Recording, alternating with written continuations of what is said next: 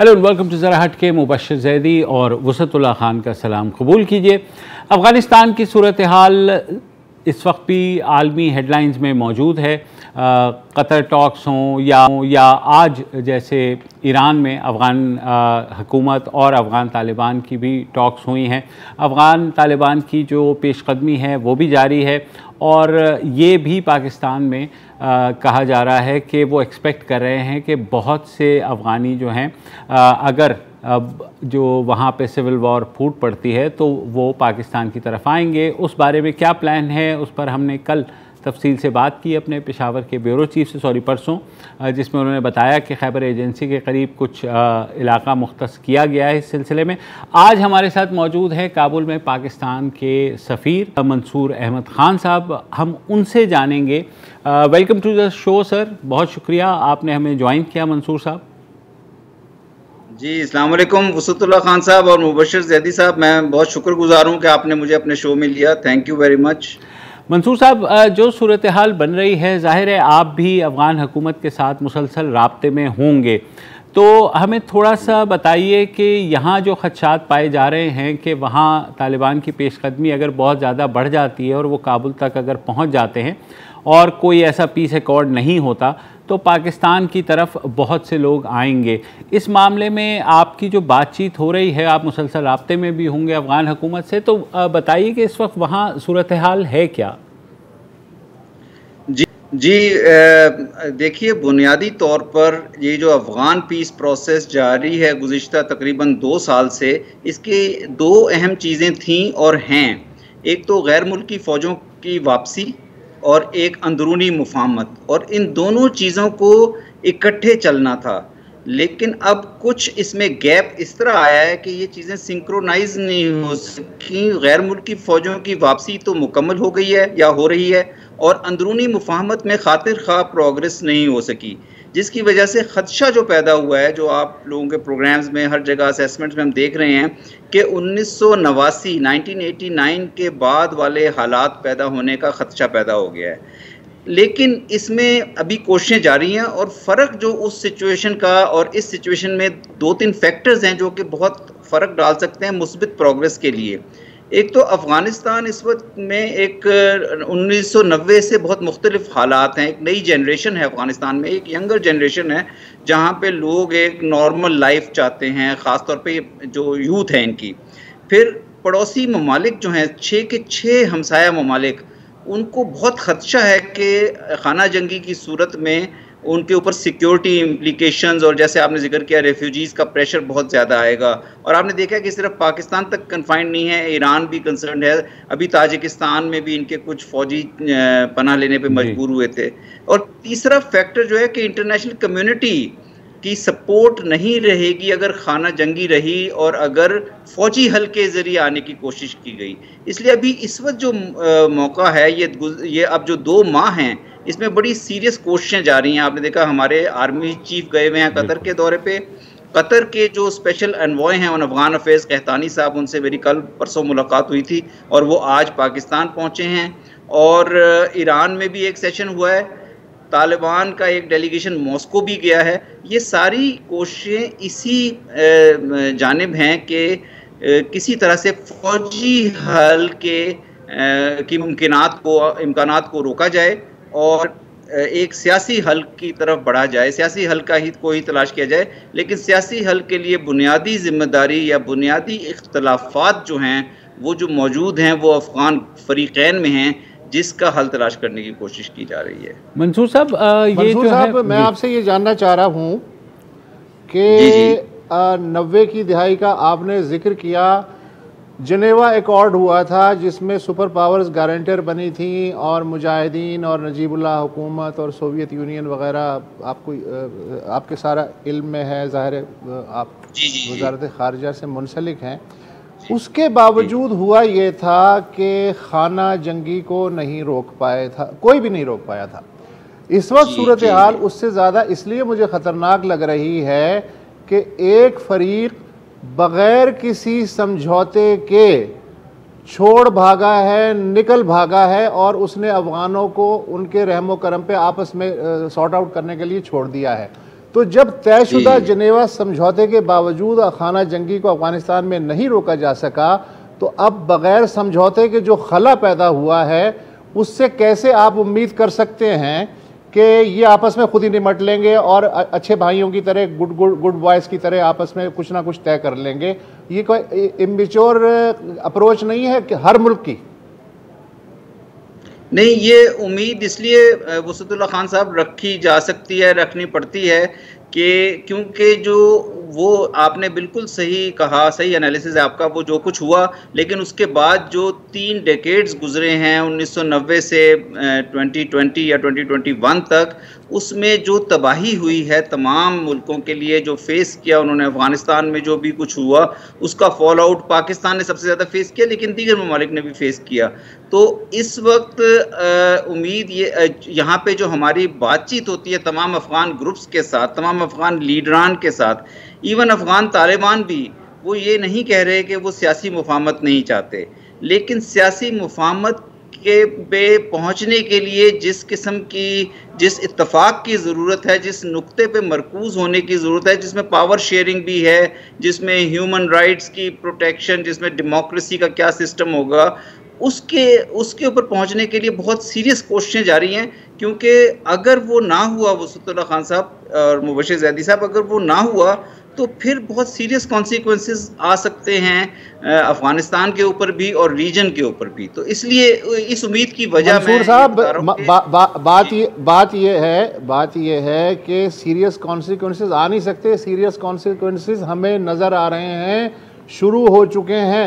मुझे ये बताइए कि अगर मुझे पता हो कि सामने प्लेट पे खाना पड़ा है जो मेरी अप्रोच में है, तो मैं उसे दूसरे के साथ क्यों शेयर करूंगा? और जो मैं अमन की शराइत पेश करूंगा वो बैलेंस्ड कैसे होंगी? मैं तो अपनी शराइत पे अमन कायम करवाना चाहूँगा। तो ये चीज़ें तो बिल्कुल सामने नज़र आ रही हैं मेरा ख्याल है हर सिफारतकार को। नहीं, लेकिन ये है ना कि अगर मसलन तालिबान एक फ़रीक है, उनकी तरफ से देख लें, अगर वो फ़ौजी हल इम्पोज करने की कोशिश करते हैं या दूसरे फ़रीक भी फ़ौजी हल के ऊपर ही रहते हैं, तो यहाँ से गैर मुल्की फ़ौजों का तो इनखला तकरीबन तकमील के करीब है, और इंटरनेशनल कम्युनिटी की असिस्टेंस के बगैर इनका सर्वाइवल, अफ़गानिस्तान की हुकूमत का, स्टेट का सर्वाइवल या उनकी प्रोग्रेस या उनकी ग्रोथ मुमकिन नहीं है। इसलिए जो कोशिशें आप देखें, जो 1990s के बाद से जो फ़र्क चीज़ है, इस वक्त तमाम कंट्रीज़ जो हैं, यूएस की फ़ौजों का और नेटो का इनखला हुआ है, लेकिन इसके अलावा जो दीगर रीजनल फ़रीक हैं, जो अफ़गानिस्तान के नेबर्स हैं, रशिया है, चाइना है, ये सारे इस वक्त सीरियस कोशिशों में हैं, क्योंकि सब थ्रेटन होते हैं सिचुएशन से।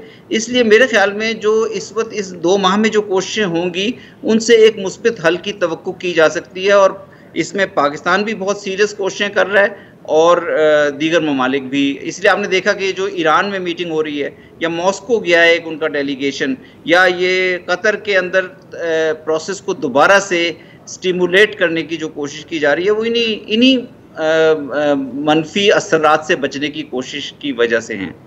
मंसूर साहब, मैं ये भी जानना चाहूँगा, आपने बार बार जिक्र किया और सही भी है कि पाकिस्तान ने इस दफ़ा बहुत कोशिश की।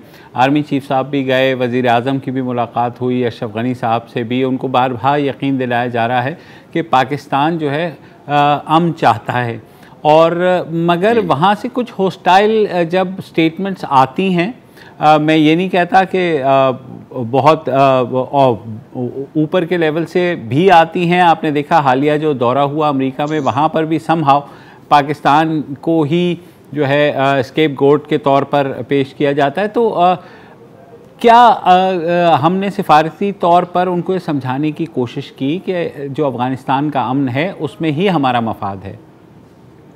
जी बिल्कुल, प्राइम मिनिस्टर का अपना विजिट, और अभी चीफ ऑफ आर्मी स्टाफ और डीजी ISI आए थे 10 मई को, तो हमारी बड़ी अच्छी मीटिंग हुई थी प्रेसिडेंट अशरफ गनी के साथ और अफ़गान क़यादत के साथ, डॉक्टर अब्दुल्ला के साथ। देखिए, अफ़गानिस्तान के जो अंदरूनी अगर मुफाहमत की या सोल्यूशन की बात की जाए, उस वक्त इसमें 3 फ़रीक हैं। एक अफ़गान हुकूमत है, प्रेसिडेंट अशरफ गनी की हुकूमत, एक अफ़गान तालिबान हैं, और तीसरे अफ़गानिस्तान में नॉन पश्तून लीडर्स और कुछ पश्तून लीडर्स जो कि गवर्नमेंट से बाहर हैं और जिनकी मिलिशियाज इस वक्त तालिबान से निबरद आजमा भी हैं। तो ये इन तीनों फरीकों के साथ पाकिस्तान ने एक राब्ते बहुत मजबूत रखे हुए हैं, अफगान गवर्नमेंट के साथ भी। इन तमाम जो कई दफ़ा स्टेटमेंट्स जो आपने जिक्र किया आ जाती हैं, लेकिन हम कोशिश करते हैं कि उनके साथ हमारा राब्ता रहे। आज ही मसलन हमने एप्टा जो है अफगानिस्तान पाकिस्तान ट्रांजिट ट्रेड को 6 महीने के लिए एक्सटेंड किया ताकि ये ट्रेड के मामला चलते रहें, इसमें ये एक मुश्किल सूरत हाल में मज़ीद मुश्किल ना पैदा करें। इसी तरह अभी अगले हफ्ते SCO कॉन्टैक्ट ग्रुप की दुशंबे में मीटिंग है, फॉरेन मिनिस्टर्स की वहाँ मुलाकात होगी और फिर prime minister Imran Khan, president Ghani और उज़्बेकिस्तान के प्रेसिडेंट इकट्ठे होंगे 16 तारीख को ताशकंद में। तो मकसद इन सारी कोशिशों का यही है कि किसी तरह से भी फौजी हल, फौजी नतीजे को रोका जाए। और अब ये मैंने जैसे कहा कि ये 2-3 माह का वक्त है, इसमें बहुत सीरियस कोशिशें होंगी और आपको नज़र आएंगी और हम उम्मीद करते हैं कि चीज़ें मनफी रुख नहीं इख्तियार करेंगी। यहाँ पे एक वक्फा लेते हैं मंसूर साहब, जब वापस आएंगे तो आपसे ये भी पूछेंगे वहाँ जो सेंटिमेंट इस वक्त अफ़गान अवाम का है ख़ुसूसन टुवर्ड्स पाकिस्तान, वो क्या है वक्फे के बाद।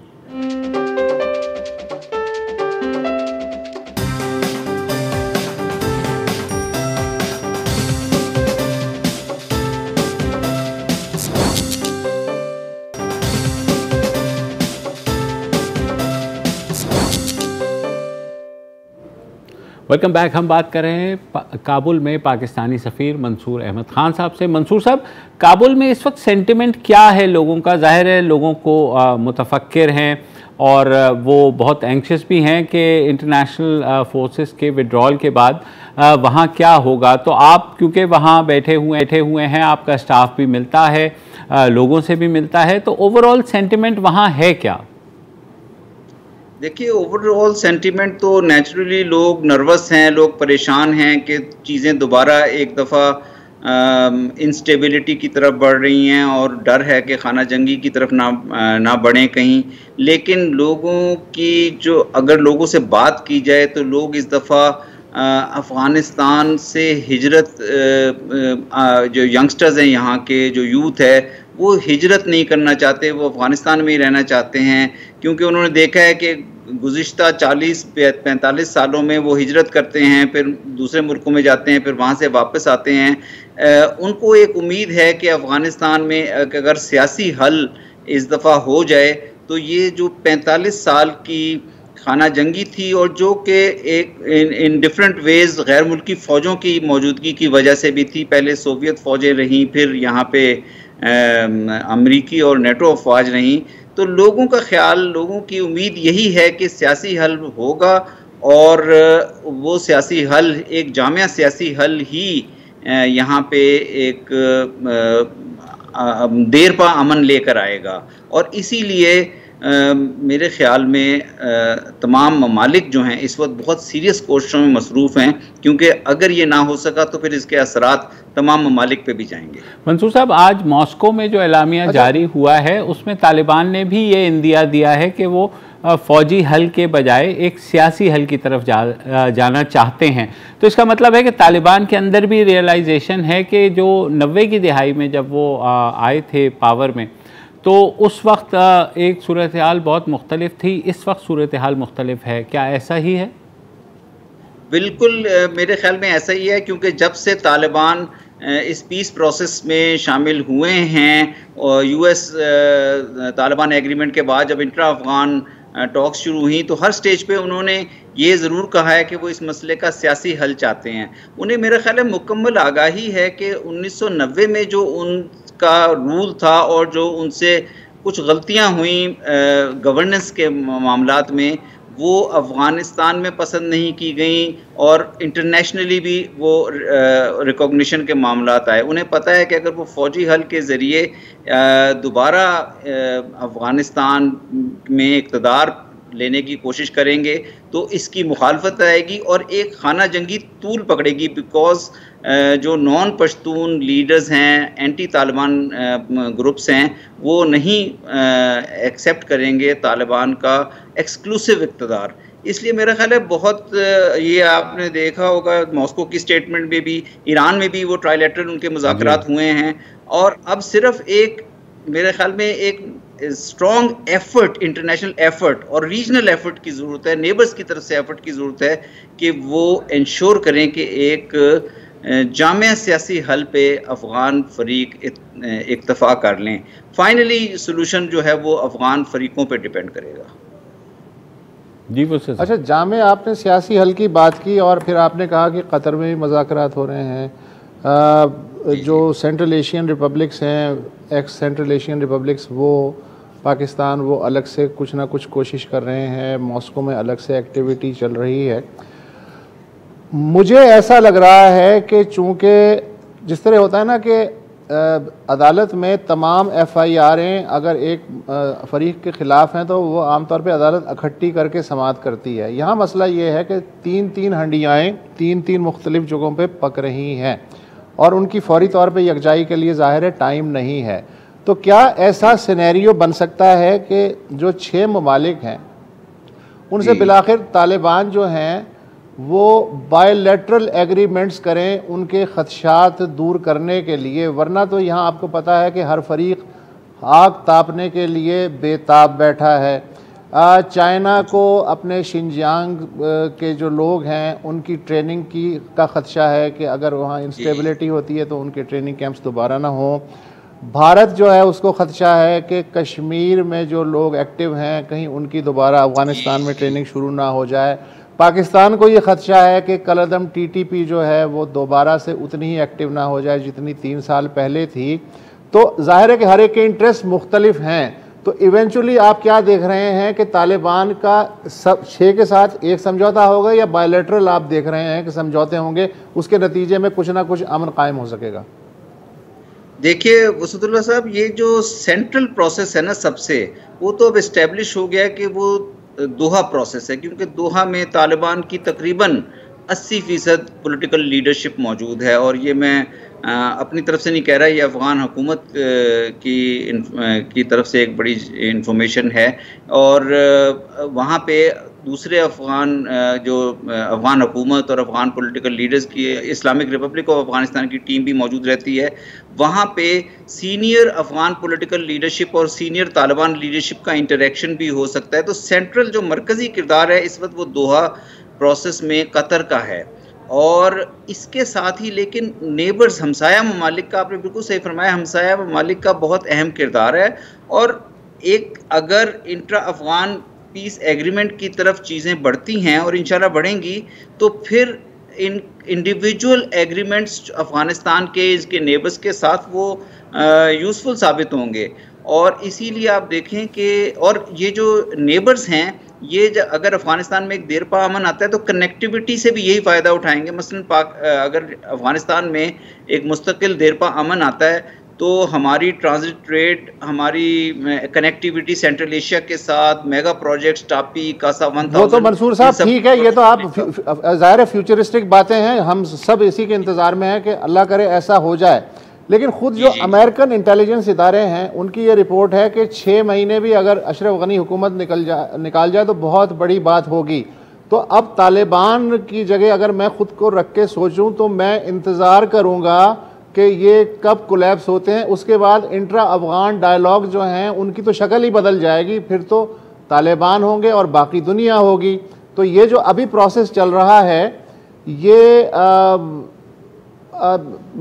वाकई समझ से बालातर है कि अगले 6 महीने में अगर ग्राउंड रियलिटीज़ चेंज होती हैं तो इस प्रोसेस की क्या हैसियत रह जाएगी। लेकिन अगर इस किस्म के ये तो फौजी हल की तरफ पेशकदमी होगी ना, अगर इस किस्म के फौजी हल की तरफ जाएंगी पार्टीज़ तो फिर तो मुल्क में खाना जंगी के इम्कानात बढ़ जाएंगे। इसलिए तो अगर तालिबान ने जोर ज़बरदस्ती के साथ काबुल पे कब्जा कर लिया तो क्या पाकिस्तान उनसे ताल्लुकात ख़त्म कर देगा? नहीं, ये तो खैर एक इस वक्त स्टेज पे एक हाइपोथेटिकल सिचुएशन है, लेकिन इसीलिए हमारी कोशिश ये है कि हमने क्लियरली, अभी प्राइम मिनिस्टर ने जो ओपेड भी लिखा था वॉशिंगटन पोस्ट में और न्यूयॉर्क टाइम्स में भी क्लियरली लिखा था कि हम नहीं सपोर्ट करते फौजी कब्जे को या फौजी अप्रोच को, और इसीलिए हमारी भी और तमाम ममालिक जिनके साथ हम एंगेज्ड हैं, नेबर्स भी हैं, और कतर और रशिया वगैरह जो US, इन सब की कोशिश ये है कि एक सियासी हल इस सिचुएशन पे जाने से पहले हो जाए। तो खाना जंगी की सूरत में तो फिर तमाम ममालिक को अपने अपने कॉन्सिक्वेंसेस, नेगेटिव कॉन्सिक्वेंसेस से अपने आप को प्रोटेक्ट करना, जिसमें सिक्योरिटी थ्रेट्स हैं, टेररिस्ट ग्रुप के थ्रेट्स हैं, रेफ्यूजीज़ की मूवमेंट है, उन पॉलिसीज़ की तरफ जाना पड़ेगा। उससे पहले ये अगले चंद माह में एक जामे सियासी हल की तरफ कोशिश करना, सीरियस कोशिशें करना बहुत लाजिम है। पाकिस्तानी सफारत खाना जो काबुल में है उसने ज़ाहिर है दफ्तर खारजा को कोई असेसमेंट भेजी होगी कि अगले 3-4 महीने में कितने अफगान रेफ्यूजीज़ एक्सपेक्टेड हो सकते हैं। क्या वो शेयर करना चाहेंगे अगर कोई इस तरह की समरी गई है? देखिए, अभी डिफरेंट एस्टिमेट्स हैं, लेकिन अगर इंस्टेबिलिटी मज़ीद यहाँ पे बढ़ती है तो सबसे ज़्यादा जो लोगों का रुख होता है वो हिस्टोरिकली पाकिस्तान की तरफ होता है, क्योंकि एथनिक लिंकेजेस और कल्चरल लिंकेजेस की वजह से। तो नंबर तो अभी मैं शेयर नहीं कर सकता, लेकिन सबसे ज़्यादा जो प्रेशर आएगा वो अफ़गान हुकूमत को भी इल्म है, अफ़गान लीडरान को भी इल्म है, इंटरनेशनल कम्युनिटी भी जानती है कि वो पाकिस्तान की तरफ ही आएगा। और एक्चुअली पाकिस्तान और ईरान दोनों चूँकि सबसे ज़्यादा रेफ्यूजीज़ नेबरिंग कंट्रीज़ में से लेते हैं, वो इस मामले में काफ़ी उन्हें तशवीश है, और इसीलिए इन दोनों ममालिक की बहुत ज़्यादा कोशिश है कि एक पॉलिटिकल प्रोसेस आगे की तरफ बढ़े। बहुत बहुत शुक्रिया मंसूर अहमद ख़ान। अब आपने खासी तफसील से बताया कि क्या पाकिस्तान की बातचीत चल रही है और क्या आपकी असेसमेंट है। हम आइंदा भी आपसे रुजू करते रहेंगे, क्योंकि अफ़गानिस्तान की सिचुएशन रोज़ बरोज़ बदल रही है और सब मुतफक्किर हैं जितनी उनकी नेबरिंग कंट्रीज़ हैं। फ़िलहाल यहीं छोड़ते हैं और एक वक्फ़ा लेते हैं, उसके बाद कुछ और ख़बरों पर बात करते हैं।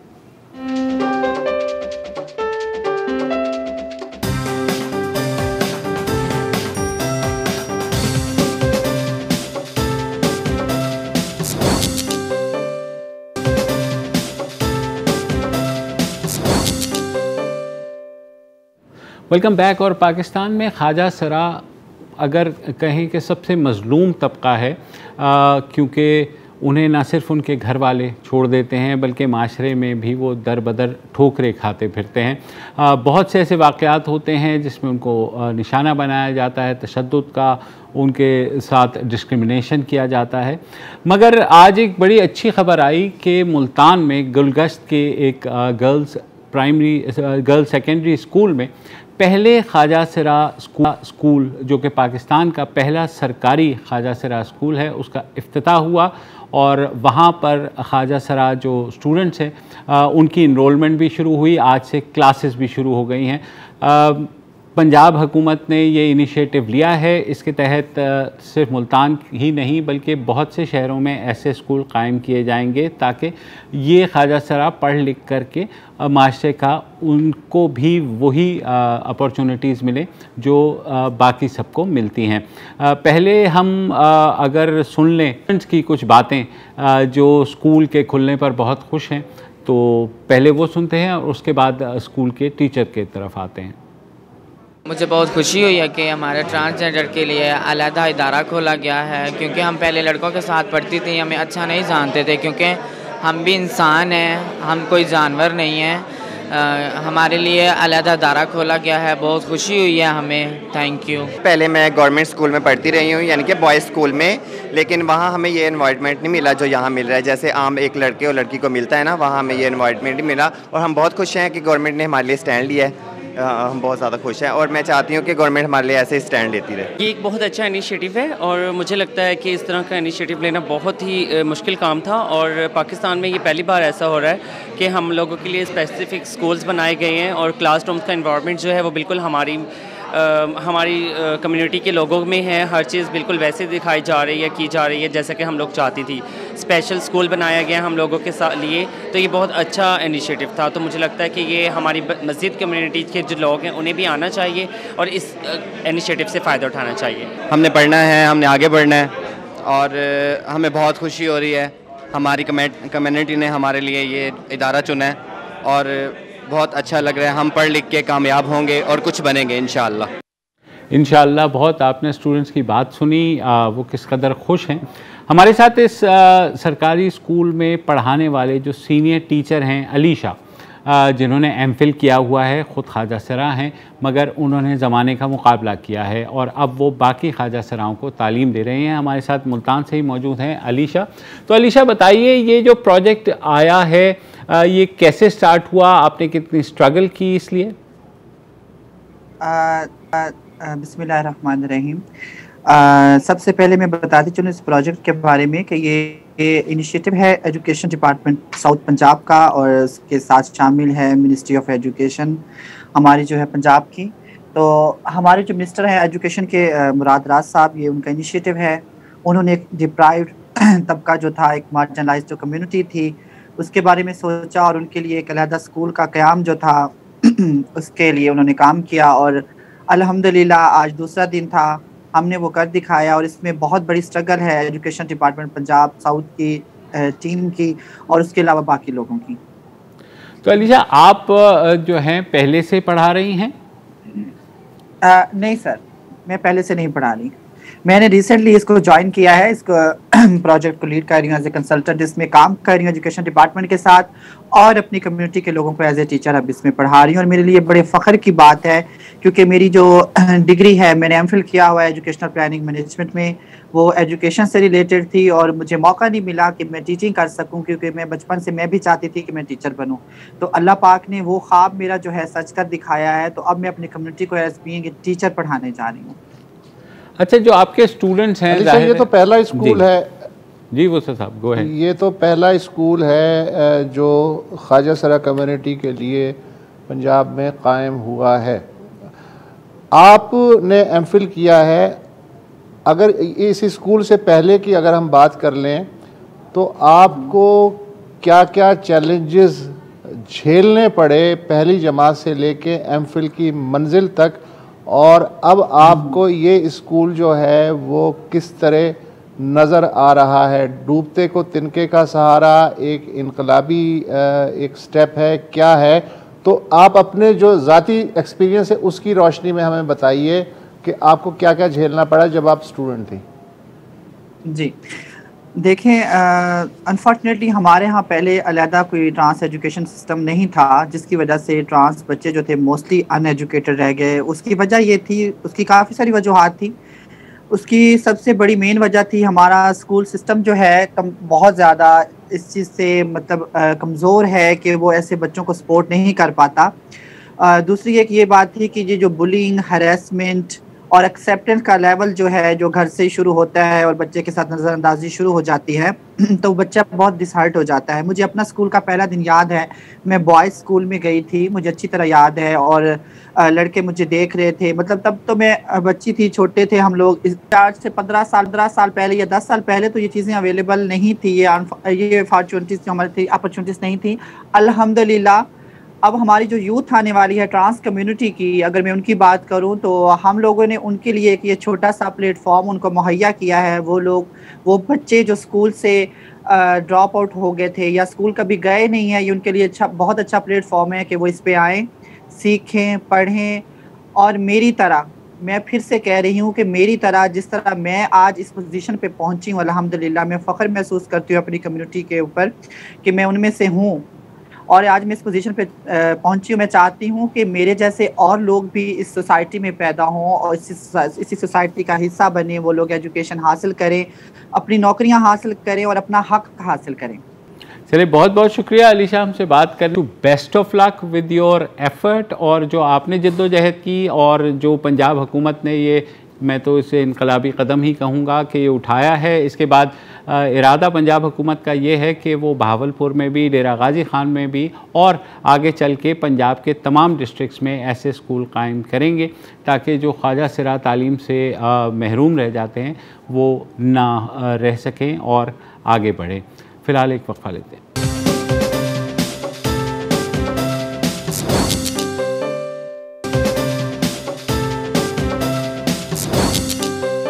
एक और ख़बर जो कि आई थी गुज़िश्ता 2 रोज़ से चल भी रही है कि पाकिस्तान के एक farmer world hockey world cup 1994 में जो पाकिस्तान ने आखिरी बार जीता था, उसके टीम मेंबर है नवीद आलम साहब, जो कि बहुत ज़बरदस्त हॉकी प्लेयर थे। उनको सेकंड स्टेज कैंसर जो है वो डायग्नोज हुआ है और उनकी फैमिली ने अपील की है पंजाब हुकूमत से कि वो कुछ फ़ंड अगर मुख्तस कर सकें उनके लिए तो कर दें। वो गए भी शौकत खानम अस्पताल, जहां पर उन्हें ये कहा गया कि उनके इलाज के लिए 45 लाख रुपए लगेंगे। शौकत खानम में यूँ तो फ्री इलाज होता है मगर इनकी उम्र जो है 47 बरस है, जबकि शौकत खानम वालों का ये कहना है कि 45 बरस से नीचे के लोगों को वो फ्री ट्रीटमेंट देते हैं। समहाउ आज जो है उन्हें शेख ज़ैद अस्पताल में उनको ट्रांसफ़र किया गया है और हमारे साथ उनके भाई जो हैं मुबश्शिर आलम मौजूद हैं। मुबश्शिर साहब, आप बताइएगा कि कैसी तबीयत है अभी नवीद आलम साहब की? अस्सलाम वालेकुम जी। वालेकुम अस्सलाम जी। मुबश्शिर साहब, आप बताएंगे नवीद आलम साहब कैसे हैं? जी अल्हम्दुलिल्लाह जी, अल्लाह का शुक्र है। साहब को शेख ज़ैद हॉस्पिटल में एडमिट किया गया है।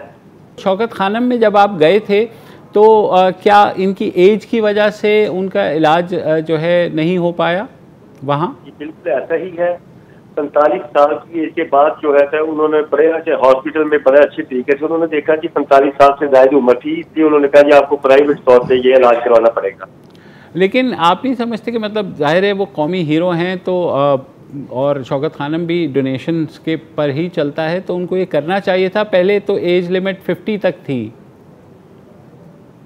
बस जो हॉस्पिटल ने कहा जी हम अपने रूल को फॉलो करते हैं। गवर्नमेंट ने क्या देखना है, इतना मीडिया वालों को बड़ा शुक्रिया कि उन्होंने इतनी हाइट दी इस मामले को, लेकिन अभी तक गवर्नमेंट की आंखें खुल जाए, अल्लाह करे। लेकिन हम किसी से अपील नहीं करेंगे, खुददार आदमी कभी अपील नहीं कर सकता। नवीद आलम ने जिंदगी बड़ी खुददारी में गुजारी। बिल्कुल, आप बिल्कुल सही कह रहे हैं कि जाहिर है, लेकिन बहुत से लोग हैं जो कि मदद भी करना चाहते हैं। आपको कांटेक्ट कर सकते हैं वो, या आप कोई ऐसा डोनेशन एक्सेप्ट नहीं करेंगे?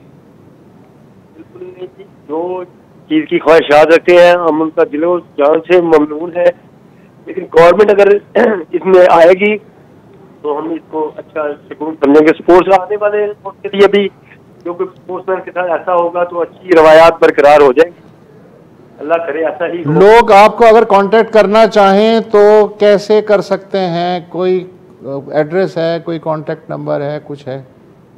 जी मैं भाई हूँ जी नवीद आलम का, मेरा ये नंबर है, कोई मेरे से बात करना चाहता तो कर सकता है। जी बहुत शुक्रिया हमसे बात करने का, और जैसे उन्होंने बताया मैं उनका नंबर देता हूँ। अगर आप उनसे बात करना चाहते हैं या कोई अगर डोनेशन ऑफ़र करना चाहते हैं, ज़ाहिर है खुददार फैमिली है तो ज़रा ख्याल रखिएगा कि किस अंदाज में बात करनी है। इनका नंबर है जी 0321-424-7777।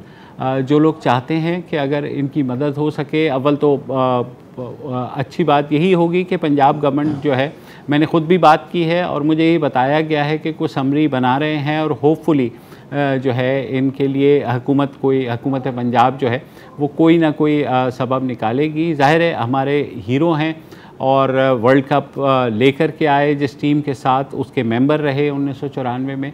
तो सोचना चाहिए हुकूमत को भी, अस्पतालों को भी, कि अगर कौमी हीरो को ट्रीट करना है तो रिलैक्सेशन कुछ ना कुछ दे दी जाए उनको, चाहे वो उम्र के हवाले से हो, चाहे उनके जो फाइनेंशियल हालात हैं उसमें भी मदद हो सके। आज के लिए जी इतना ही, कल दोबारा हाजिर होंगे। इजाज़त दीजिए, खुदा हाफिज़।